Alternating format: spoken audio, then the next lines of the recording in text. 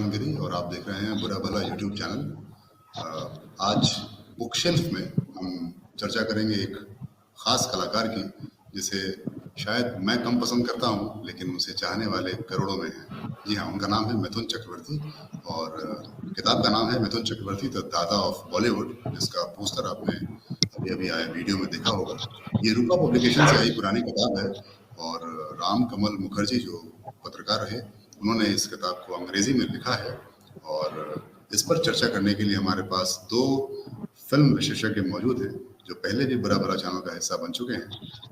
बुरा भला चैनल चूंकि पिछले कुछ समय से कई विषयों पर काम कर रहा है और हमें लगा कि बुक शेल्फ जो हमारी सीरीज है, जिसमें हम अच्छी किताबों पर और ज़रूरी किताबों पर चर्चा करते हैं, उसे फिर से रिवाइव करना चाहिए। तो ये उसके अंतर्गत एक पेशकश है। मिथुन चक्रवर्ती के बारे में मैं अपनी राय दूं इससे पहले बेहतर है कि मैं अपने मेहमानों से आपका परिचय कराऊं और उनकी राय सुने और हम मिलकर एक सार्थक चर्चा करें अगले आधे घंटे या थोड़ी देर। मैं स्क्रीन पर एक एक करके अपने मेहमानों को लाता हूं और यहाँ पर हमारे साथ अनिरुद्ध शर्मा जुड़े हैं बागली इंदौर से। स्वागत है अनिरुद्ध। नमस्कार। अनिरुद्ध हमारे साथी हैं, बांसुरी बजाते हैं, फिल्म निर्देशक हैं और एक किताब उनकी सिनेमा सप्तक नाम से आ चुकी है सेतु प्रकाशन से, जो काफी चर्चा में रही, जो भारतीय संगीत की यात्रा को ठीक से समझाती है। हमारे साथ जुड़े हैं दिल्ली से तमोजीत भट्टाचार्य। स्वागत है तमोजीत सर। मेरे पुराने साथी रहे मेट्रो के दिनों के और फिल्मों की बहुत ही अच्छी जानकारी उनके पास, और दिल्ली मेट्रो का जो जनसंपर्क है, जो पब्लिक रिलेशंस है, वो उनसे बेहतर शायद ही कोई और समझता है। तो हम तीनों मिलकर मिथुन चक्रवर्ती की इस किताब पर, जिसका नाम है द दादा ऑफ बॉलीवुड, उसके जरिए, उसके बहाने मिथुन चक्रवर्ती की से जुड़ी अपनी फिल्मी यादों, अपने फिल्मी अनुभवों को भी शेयर करेंगे। सबसे पहले मैं अनिरुद्ध से ये जानना चाहूँगा कि इस किताब का थोड़ा सा लेआउट हमको समझाएं कि ये किताब क्यों ज़रूरी है पढ़ना या क्यों ज़रूरी नहीं है पढ़ना, कितने चैप्टर्स हैं और इस किताब को पढ़ने के बाद पाठक क्या क्या उम्मीद कर सकता है। अनिरुद्ध। देखिए, सबसे पहले तो मैं आपको ये किताब दिखा देता हूँ, मेरे हाथ में है मिथुन चक्रवर्ती द दादा ऑफ बॉलीवुड। मैंने ये किताब, आपको ये जानकारी दे दूं, अभी कुछ समय पहले, लगभग 2 महीने पहले अमेज़न पे सेल थी, उसमें मात्र 69 रुपीस में ये अवेलेबल थी, तो मैंने तुरंत खरीद ली। अगर आप पूछेंगे कि क्यों पढ़ना चाहिए या क्यों नहीं पढ़ना चाहिए, तो मेरा ओवरऑल एक्सपीरियंस इसको पढ़ने का जो रहा, वो मैं ये कहूँगा कि इट्स एन एवरेज बुक। मतलब ठीक है, आपको मिथुन चक्रवर्ती के बारे में जानकारी चाहिए, तो एक जानकारी के तौर पे ठीक किताब है। लेकिन आप कहेंगे कि ये किताब पढ़ने का जो सैटिस्फैक्शन होता है, जो संतुष्टि होती है, वो इससे मिलती है या नहीं, तो मैं कहूँगा कि बिल्कुल नहीं मिलती है। अब इसके कारण बहुत से हैं। एक तो इसकी राइटिंग है जो उस तरह से नहीं हुई है जिस तरह से बायोग्राफी की होनी चाहिए। हालांकि इसके जो लेखक है राम कमल मुखर्जी, ये स्टारडस्ट के एडिटर इन चीफ रह चुके हैं, और मुझे पता नहीं स्टारडस्ट में अभी किस तरह की राइटिंग होती है, बट किताब से मैं सेटिस्फाइड नहीं हूँ ओवरऑल। जी, चलिए थोड़ा सा टॉपिक को और थोड़ा सा बड़ा करते हैं और मिथुन चक्रवर्ती के बारे में बात करते हैं। किताब पर थोड़ी देर बाद आएंगे। हमारे साथ तमोजीत जी जुड़े हुए हैं।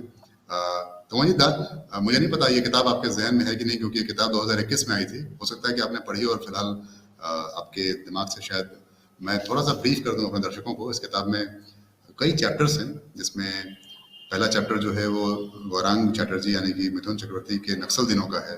फिर वो मुंबई कैसे आया, उनके स्ट्रगल के दिनों का है। फिर वहाँ पे कैसे स्ट्रगल किया, फिर कैसे डिस्को डांसर जैसी फिल्म मिली, प्यार झुकता नहीं पर एक पूरा चैप्टर है। इसके अलावा जो उनके जो कॉन्ट्राडिक्टरी जो अलग अलग आयाम रहे जो उनके एक्टिंग के, जैसे डिस्को डांसर, जैसे मृगया, जैसे अग्निपथ, अलग अलग तरह की फिल्मों में जो उन्होंने एक मिथुन नाम का जो फ्लेम जगाया, उस पर एक चैप्टर है। एक पूरा दौर जिसमें हम बड़े हुए, जिसे मैं अपनी भाषा में ऊटी वुड कहता हूँ, यानी कि पैरेलल बॉलीवुड खड़ा किया उन्होंने। वो एक पूरा चैप्टर बड़ा अच्छे से जिक्र है उस पर। इसके बाद वो पॉलिटिक्स में आए, नेतागिरी से दादागिरी की तरफ।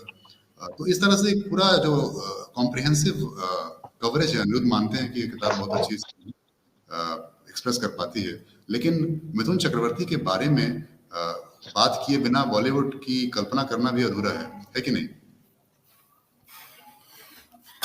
जी एक्चुअली आप सुन पा रहे हैं मुझे निखिल? जी बिल्कुल।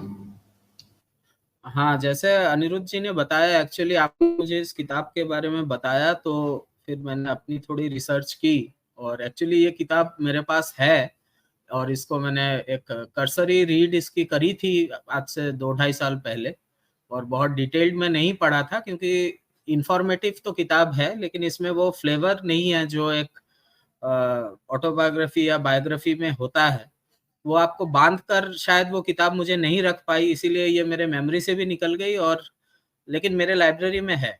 तो खैर जैसे आपने कहा बहुत इंफॉर्मेटिव तो है उनके लाइफ के शुरू के चैप्टर 1 से जो उनका फेज गौरंग चक्रवर्ती के स्टेज से पहली फिल्म मृणाल सेन जैसे फिल्म मेकर के साथ और उसके बाद जो उनका ट्रांजिशन एक कमर्शियल हीरो के रूप में होता है, वो सारी चीजें इसमें है। लेकिन हाँ, बहुत ज्यादा वो बाइंड करके नहीं रख पाए हैं। लेकिन इसके अलावा अगर हम उनकी लाइफ के बारे में बात करें या उनके करियर के बारे में बात करें तो मेरे ख्याल से इतना इतना कंट्रास्ट है इसमें कि एक तरफ आप देखते हैं कि वो अपने करियर की शुरुआत करते हैं मृणाल सेन जैसे एक अकम्प्लिश्ड पैरेलल सिनेमा के या इंडिया के न्यू वेव सिनेमा के जनक थे। वो सत्यजीत रे और ऋत्विक घटक के साथ बंगाली आर्ट सिनेमा के ट्रायो में से उनका एक नाम आता है। ऐसे एक फिल्म मेकर के साथ पहले ही फिल्म में नेशनल अवार्ड के लिए वो उनको उपयुक्त समझा गया। लेकिन इसके बाद के स्टेज में फिर जो वो ट्रांजिशन करते हैं वो बड़ा इंटरेस्टिंग है क्योंकि इस तरह का शायद हमारे सिनेमा में ऐसा एग्जाम्पल मिलना बहुत मुश्किल है। और चूंकि मैं दोनों हिंदी और बांग्ला दोनों फिल्म उनकी दोनों करियर्स को बहुत क्लोजली फॉलो मैंने किया है, तो मैं आपको ये भी बताऊं कि जिस समय वो ऊटी वुड में उस तरह की फिल्में बना रहे थे, जिस तरह की फिल्मों की बात आपने करी है जहाँ पे शायद एक ही सेट में 3 फिल्मों की शूटिंग 3 शिफ्ट में चल रही होती थी अलग अलग हीरोइंस के साथ और वो लो बजट भी होती थी और बहुत जल्दी पैसा रिकवर इंडिया के हिंटरलैंड में जाके करती थी। उसी समय वो ऋतुपर्ण घोष के साथ तितली भी बना रहे थे, वो ताहादेर कथा भी बना रहे थे, जो फिल्में की बहुत ज्यादा सीरियस थी और अलग फ्लेवर की थी। तो ऐसा कंट्रास्ट मेरे ख्याल से हमारे सिनेमा में बहुत कम मिलेगा। ऐसा मुझे नहीं ध्यान आता कि कोई और एक्टर है जिसने इस तरह का डाइवर्स काम किया है। जी, हम चुनाव के दौर में बात कर रहे हैं और बहुत ज़रूरी है। मिथुन चक्रवर्ती का पॉलिटिकल करियर भी उतना ही रंगीन रहा जितना आप जैसा बता रहे हैं कि मृणाल सेन जो शुरू करके वो बिल्कुल ऊटी वुड तक आते हैं। ठीक उसी तरीके से नक्सली आंदोलन से शुरू किया, फिर कांग्रेस से जुड़े, फिर तृणमूल कांग्रेस आए, फिर बीजेपी के सांसद। अनिरुद्ध, क्या इसका जिक्र वहाँ किताब में मिलता है ठीक तरीके से? इसके पहले एक चीज जो मेरे दिमाग में जब तमोजीत जी बोल रहे थे तब आई थी, वो मैं बोलना चाहता हूँ कि इस तरह की जो कहानियां होती है, रैग्स टू रिचेस वाली कहानियां, ये बहुत दिलचस्प होती है, लोगों को अट्रैक्ट भी करती है। तो उस लिहाज से इसमें बहुत स्कोप था इस किताब में, जिसको लेखक ने इस एक तरह से ये मिथुन चालीसा है, मिथुन चक्रवर्ती की स्तुति है इसमें और कुछ भी नहीं है। जबकि राइटर को बहुत कुछ टच करना था, इंक्लूडिंग जो आप कह रहे हैं कि जो पॉलिटिकल उनका करियर है कि वो कहाँ-कहाँ से बाल ठाकरे के साथ उनके बहुत अच्छे संबंध थे, ये इस किताब में जिक्र है। लेकिन जब आप किताब लिखते हैं तो आपको कुछ नेगेटिव्स भी टच करने चाहिए, क्योंकि ऐसा तो है नहीं कि मिथुन चक्रवर्ती भगवान है और उनका जो भी उन्होंने किया वो महान है। That is not the case. मतलब उनकी पॉलिटिकल इंक्लिनेशन देखें तो वो चारों दिशाओं में घूम चुके हैं। मतलब एक उनका कहाँ एक नक्सली व्यक्ति था जो एक आंदोलन से जुड़ा था, वो व्यक्ति कांग्रेस में भी जाता है, शिवसेना से भी संबंध रखता है, तृणमूल में भी चला जाता है और अब भाजपा में चला गया है। तो उसकी उसका वो क्या है, सिद्धांत क्या है, उसकी आइडियोलॉजी क्या है? दूसरी चीज़ कि जैसे ऊटी वाला जो ज़िक्र किया आपने, तो लेखक ने ऊटी को भी महान बताया है। मतलब उसको लेखक को शिकायत है कि लोगों ने उन्हें समझा नहीं, ऊटी में उन्होंने जो गुंडा टाइप की फ़िल्में बनाई थी, लोगों ने उसको क्रिटिसाइज़ किया जो नहीं करना चाहिए था। अरे! क्यों नहीं करना चाहिए था भाई? मतलब आप क्या बना रहे हो? आप कचरा बना रहे हो तो कचरा ही कहा जाएगा ना और आपको सीरियसली क्वेश्चन करना चाहिए था मिथुन चक्रवर्ती से कि सर ये चीज़ आपने क्यों की? और उसको उसका प्रॉपर जस्टिफिकेशन देना चाहिए था। तो मिथुन भी मेरे ख़्याल से ये किताब जिस तरह से शुरू होके एंड हुई, मिथुन चक्रवर्ती भी की लाइफ़ भी उसी तरह से चलती है कि शुरुआत बहुत ऑप्टिमिस्टिक नोट पे हुई थी, लेकिन अंत में भटक गई। बड़ी कड़ी समीक्षा आप कर रहे हैं। हो सकता है कि राइटर्स या रूपा पब्लिकेशन इसे सुने, हम कोशिश करेंगे उनको टैग करें। एक बयान है, जब हम प्रोफाइल पढ़ते हैं दर्शकों के लिए बता दें, उसमें लिखा है कि खरीदे हुए फैंस और फॉलोअर्स मूवी और मैयत पर नहीं आते। ये मिथुन चक्रवर्ती का बड़ा स्ट्रॉन्ग स्टेटमेंट है। हाँ, तो अच्छा, मैं इस बात की गारंटी लेता हूँ कि हमारे दोनों जो साथी हैं यहाँ पर, वो खरीदे हुए फॉलोअर्स नहीं है, ना फैन है, लेकिन उनके फैन जरूर है। हाँ, हम दोनों ने खूब सारी मिथुन की फिल्में देखी है, स्पेशली तमोजीत सर के साथ हमारे लंच आवर्स का जो अनुभव है, और खूब सारे गाने गाए हैं। प्यार झुकता नहीं पर पूरा एक चैप्टर है। मैं चाहूंगा कि तमोजीत दा थोड़ा उसको और इलाबोरेट करें अपने दिनों को, कि मिथुन से उनका जुड़ाव किन किन फिल्मों से रहा, चूंकि उनका बांग्ला अनुभव भी होगा। तमोजीत दा। एक जो मैं सारे मतलब आप एक चीज नोटिस करिएगा कि जो इंडिया के बंगाली कम्युनिटी में मिथुन चक्रवर्ती एक, हालांकि हमारी हिंदी सिनेमा में ऐसे बहुत बंगाली स्टार्स रहे हैं, अशोक कुमार, किशोर कुमार, विश्वजीत, जॉय मुखर्जी, ऐसे कई नाम हम ले सकते हैं, लेकिन जिस लेवल का स्टारडम मिथुन चक्रवर्ती को मिला वो शायद किसी और को उस लेवल तक नहीं मिल पाया।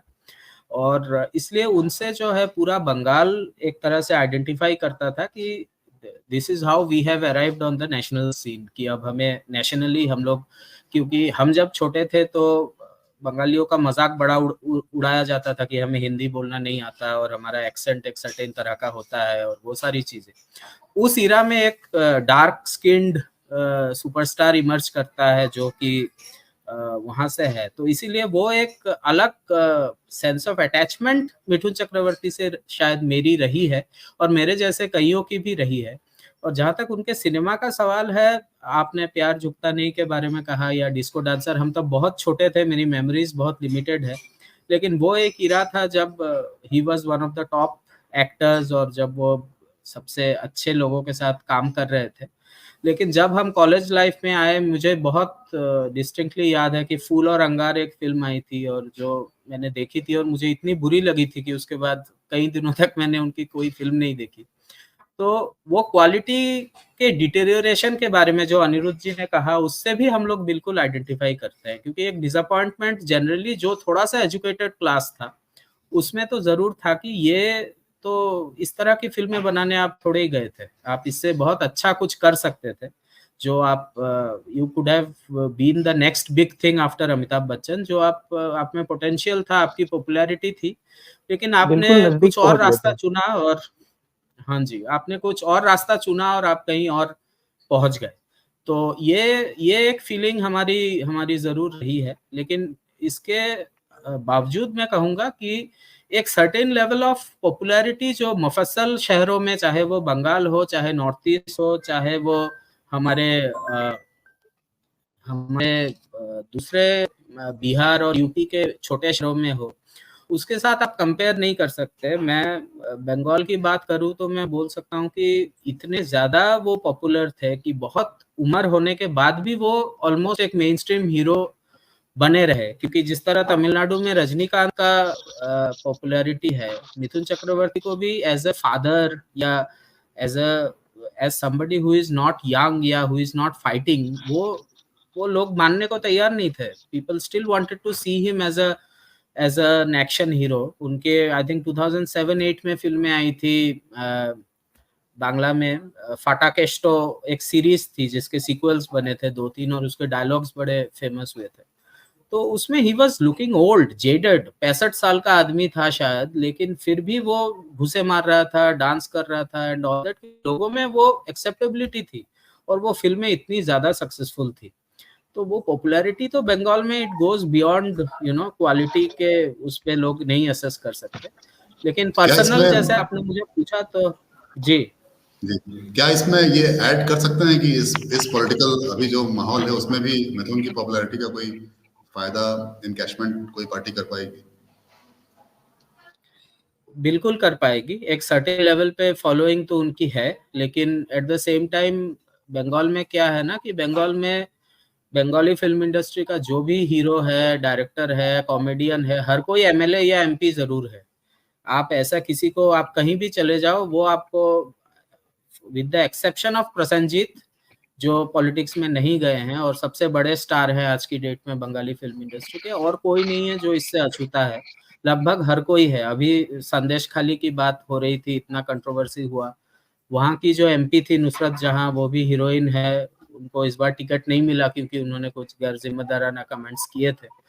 तो इसलिए तृणमूल ने उस चीज को भी काउंटर ऐसे किया है कि अगर मिथुन तुम्हारे पास है तो हमारे पास भी पूरी फौज है। आज के डेट में देव हैं जो बांग्ला फिल्म इंडस्ट्री के सबसे बड़े हीरो हैं, वो भी एमएलए हैं। जो हीरोइंस हैं, मिमी चक्रवर्ती एमपी हैं। तो you take the name and they are all in politics. तो Mamata Banerjee also knows that game very well. तो हालांकि फायदा तो होगा, लेकिन उसको काउंटर भी किया जा रहा है बड़े एग्रेसिव। अच्छा, एक सवाल मेरा था तमोजीत जी कि अ, जिस समय मिथुन का करियर शुरू हुआ उस समय बंगाल में उत्तम कुमार सुपरस्टार थे, और जी जी। तो उत्तम कुमार के बाद ही मिथुन का स्टारडम आया या और कोई भी आया बीच में? नहीं, देखिए, उत्तम कुमार का जो स्टारडम था वो बांग्ला फिल्म इंडस्ट्री तक सीमित था। उन्होंने कुछ हिंदी फिल्में हाँ। जरूर की, लेकिन वो उस तरह से हिंदी फिल्मों में नहीं सफल हो पाए। और उत्तम कुमार के बाद बांग्ला फिल्म इंडस्ट्री में और कई हीरोज आए जो जिनका काम कन्फाइंड रहा by and large to the Bangla film industry. Soumitra Chatterjee का नाम, वो बहुत ही एक्लेम सत्यजीत रे के साथ उन्होंने कई फिल्में की। इसके बाद हाँ। प्रसन्नजीत का नाम मैंने लिया। वो मेन स्ट्रीम के बहुत बड़े हीरो थे एक समय में, आजकल चुनिंदा काम करते हैं, लेकिन कम से कम 40 साल लगभग उनको हो गए हैं इंडस्ट्री में।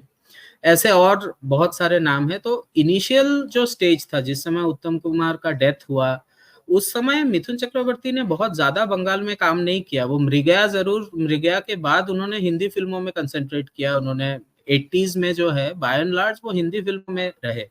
इसके बाद लेट 80s से हम देखते हैं कि वो बांग्ला फिल्मों की तरफ आए, और बांग्ला फिल्मों में इनिशियली वो बड़े सिलेक्टेड काम करते थे। जब वो पैरेलल हाँ। ट्रैक की फिल्में, उन्होंने बुद्धदेव दासगुप्ता के साथ फिल्में बनाई, उन्होंने अपर्णा सेन के साथ काम किया, उन्होंने ऋतुपर्णा घोष के साथ काम किया। लेकिन उसके बाद अर्ली 2000 से जब उनकी दुकान ऊटी में थोड़ी सी फेल होने लगी, वो फिल्में उतनी नहीं चली, तब हम उनको हम्म। देखते हैं कि वो बांग्ला में भी कमर्शियल फिल्में फुल स्केल में करने लगे। और वो 7-8 साल का एक फेज था जब उन्होंने बहुत सारी फिल्में करी है। तो ओके। उस मतलब 70s 80s में उन्होंने इतना बंगाल में काम नहीं किया। हाँ, वो उसका जिक्र है इस किताब में कि शुरुआत में जब बंगला फिल्में करने लगे तो उनको वो सेटिस्फेक्शन उधर मिल नहीं रहा था, तो उन्होंने फिर अपना कंसंट्रेशन पूरा बॉलीवुड पे ही लगाया।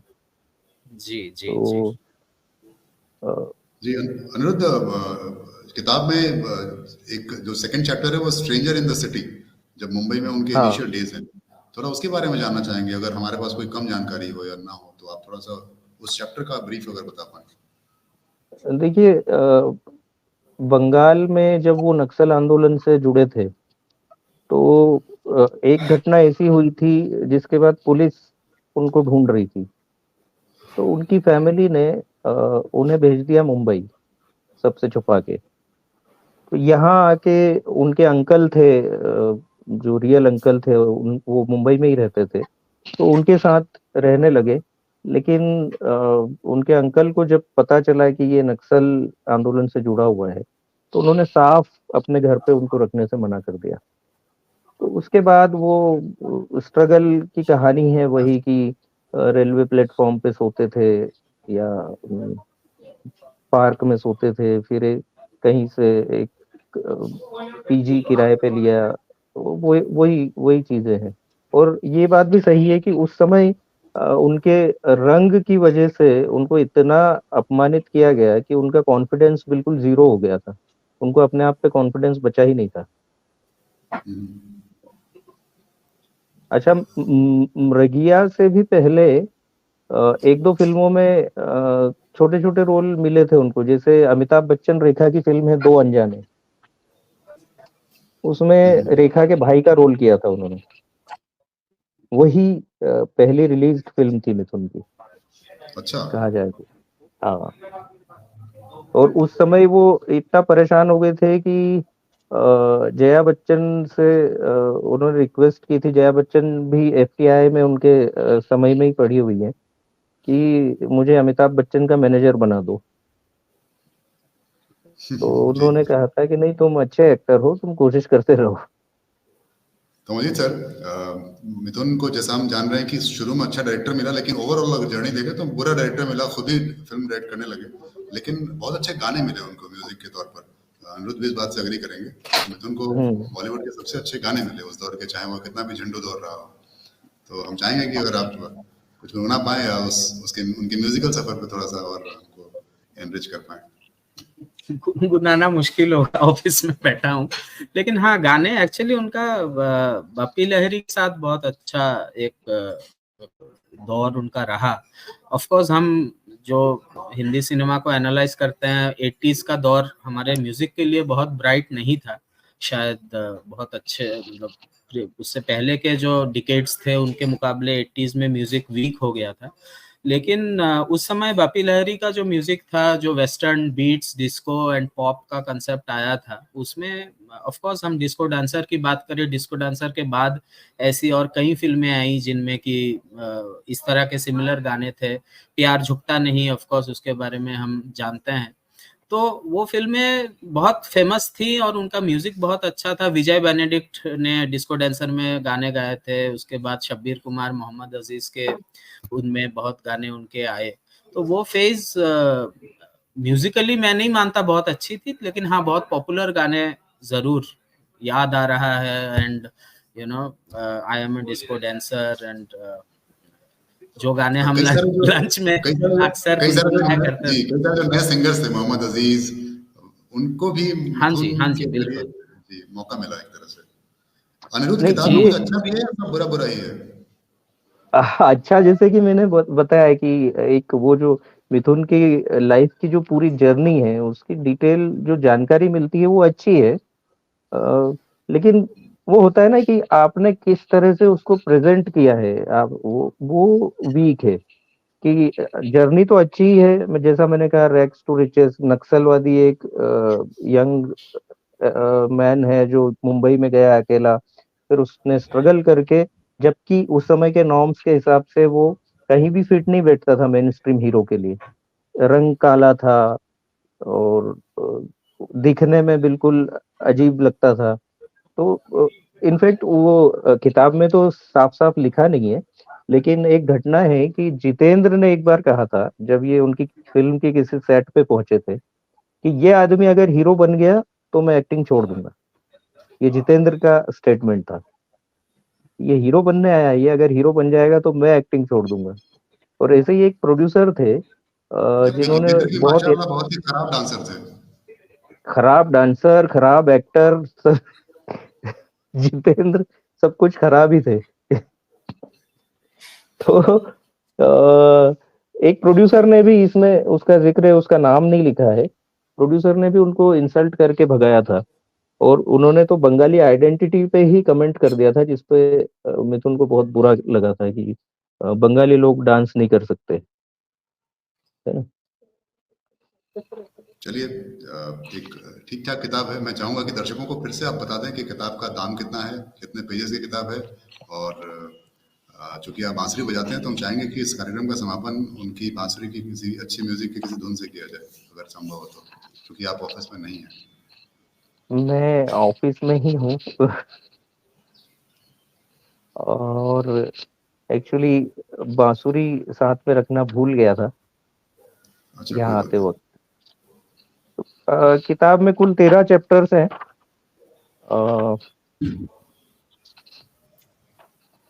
पेजेस 206 पेज की किताब है, और अभी इसका प्रिंट रेट तो 500 है, पर शायद अमेजोन पे कम कीमत में मिल रही है, लेकिन उतनी कम में नहीं जितनी कम में मुझे मिल गई है।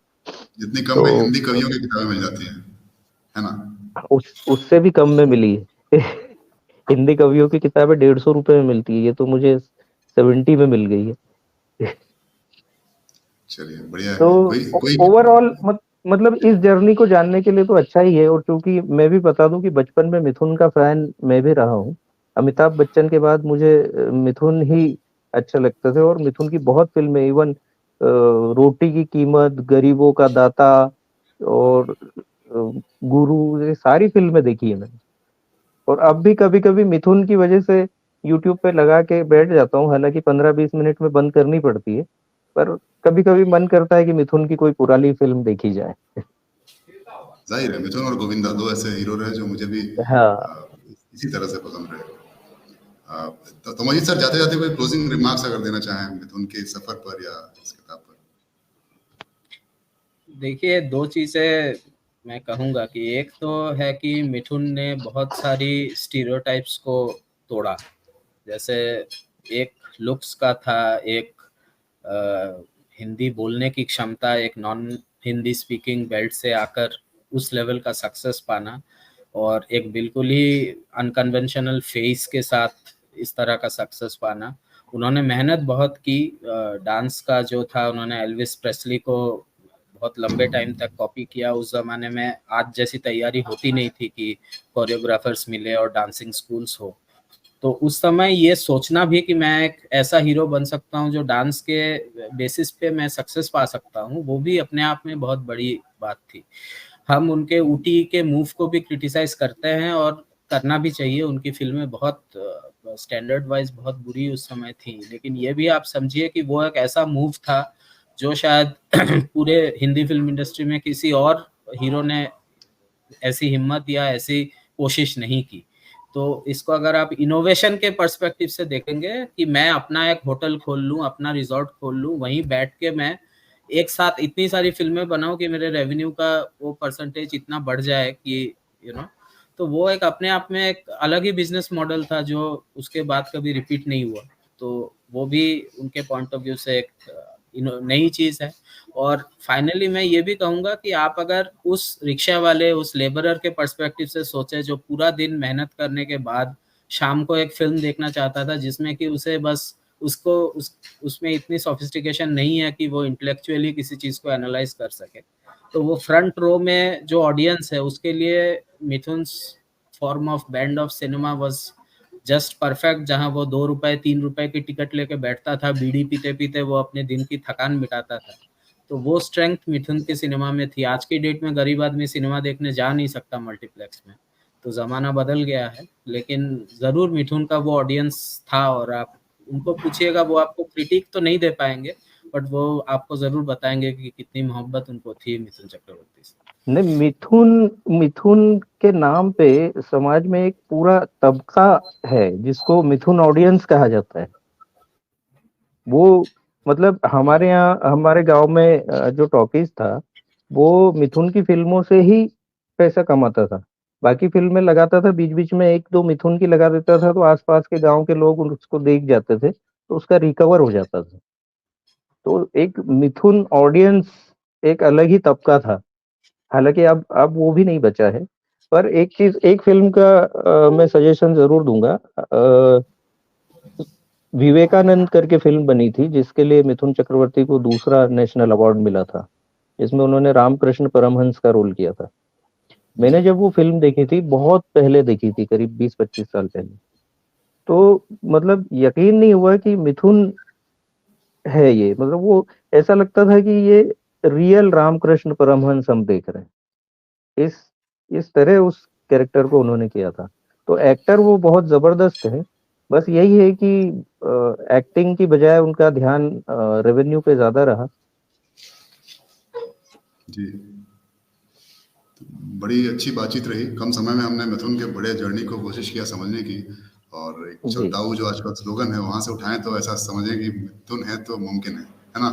और एक इस वन लास्ट थिंग, वन जी लास्ट थिंग। Please please. हम बचपन में श्रीदेवी के फैन हुआ करते थे, और उस समय ये अफवाहें थी कि मिथुन और श्रीदेवी की शादी हो गई है। तो हालांकि श्रीदेवी की शादी होने का बचपन में भी दुख था, और पर ये सुकून था कि चलो मिथुन से हुई है।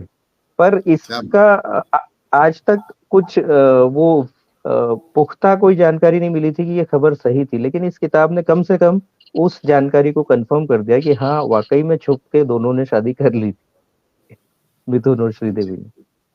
क्या बात है। तो एक बार ये तमोजीत जी का मैं सेट दिखा रहा हूँ, पीछे एक फिल्मी सेट की तरह लग रहा है। ये मेट्रो भवन हेडक्वार्टर्स की बिल्डिंग है, बहुत ही शानदार है।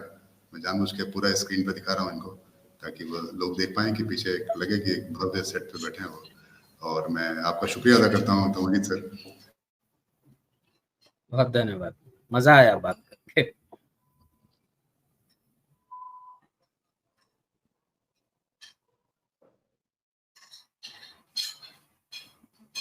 जारी रखेंगे हेलो। आप सभी का इस कार्यक्रम में जुड़ने की।